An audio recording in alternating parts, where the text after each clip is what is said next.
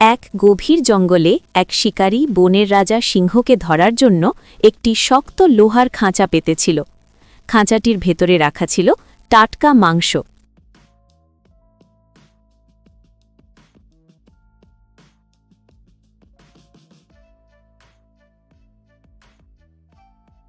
দীর্ঘদিন শিকার না পেয়ে ক্ষুধার্ত সিংহ গন্ধ পেয়ে খাঁচার ভেতরে ঢুকল।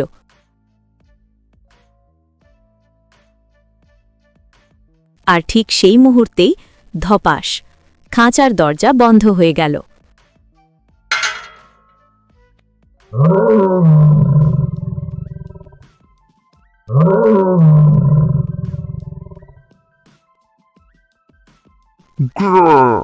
আমি বনের রাজা, আমায় বন্দী করার সাহস কার?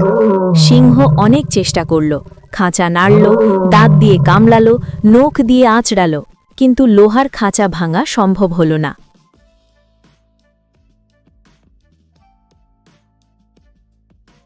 এমন সময় সেই পথ দিয়ে এক সাধারণ পথিক যাচ্ছিল। সে খাঁচার ভেতরে সিংহকে দেখে ভয় পেয়ে থমকে দাঁড়াল। ওহে মানুষ, দয়া করে আমাকে মুক্ত করো, আমি সারা রাত ধরে এখানে বন্দী, খুব কষ্ট পাচ্ছি। না না, আমি দরজা খুললে আপনি তো আমাকেই খেয়ে ফেলবেন। আমি কসম করছি, আমি তোমার কোনো ক্ষতি করব না, বরং আমি তোমার আজীবন বন্ধু হয়ে থাকব। পথিক কিছুক্ষণ ভাবল। বনের রাজা হয়েও সিংহের এমন অসহায় অবস্থা দেখে তার মনে দয়া জাগল। শেষমেশ সে ধীরে ধীরে খাঁচার দরজা খুলে দিল, কিন্তু মুক্ত হতেই সিংহ গর্জে উঠল।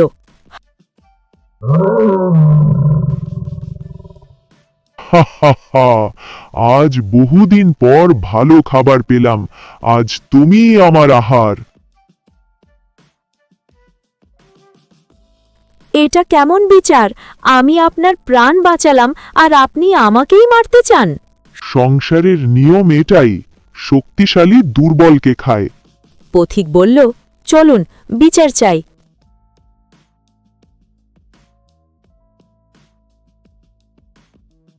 প্রথমে তারা গেল এক পুরনো গাছের কাছে।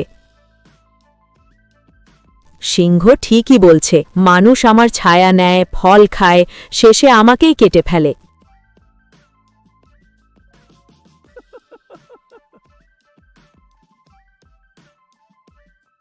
তারপর তারা গেল এক বুড়ো গরুর কাছে। আমি সারা জীবন দুধ দিয়েছি, আজ বুড়ো হয়েছি বলে মানুষ আমাকে কসাইখানায় পাঠায়। পথিক তখন পুরোপুরি ভেঙে পড়েছে। ঠিক তখনই সেখানে এলো এক ধূর্ত ও বুদ্ধিমান চিতাবাঘ। একটু দাঁড়ান, আমি তো কিছুই বুঝতে পারছি না, এই বিশাল সিংহ এই ছোট খাঁচায় ঢুকেছিল কিভাবে? আমি সত্যি ওই খাঁচার ভেতরেই ছিলাম। না না, আমি নিজের চোখে না দেখলে বিশ্বাস করব না। নিজেকে প্রমাণ করতে গিয়ে অহংকারে অন্ধ সিংহ এক লাফে আবার খাঁচার ভেতরে ঢুকে পড়ল।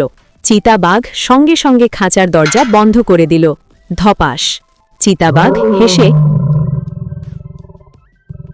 এবার আপনি নিশ্চিন্তে আপনার পথে যান, অকৃতজ্ঞ আর অহংকারেকে সাহায্য করতে নেই। পথিক বেঁচে গেল, আর বনের রাজা সিংহ বন্দী রইল তার নিজের লোভ আর অহংকারের ফাঁদে।